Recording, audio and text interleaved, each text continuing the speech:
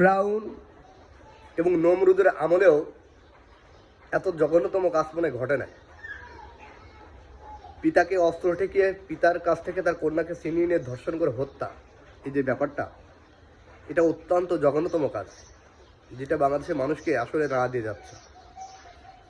বাংলাদেশের ধর্ষণের আইন অত্যন্ত কঠিন করা উচিত, বিশেষ করে শিশু ধর্ষণ যে ব্যাপারটা, এটা বাংলাদেশের আইনটা সংশোধন করে মানে 1 মাসের ভিতরে ধর্ষণকারী যে ধর্ষণ করবে তাকে জনসম্মুখে ফাঁসিতে ঝুলিয়ে মৃত্যুদণ্ড কার্যকর করা হবে।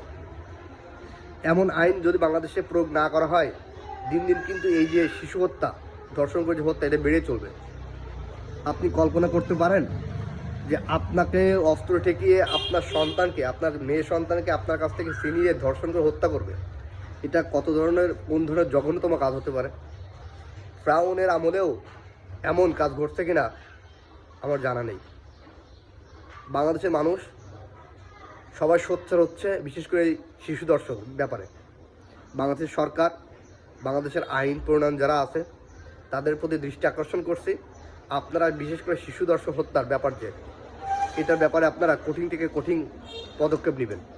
ভালো থাকবেন সবাই, আল্লাহ হাফেজ।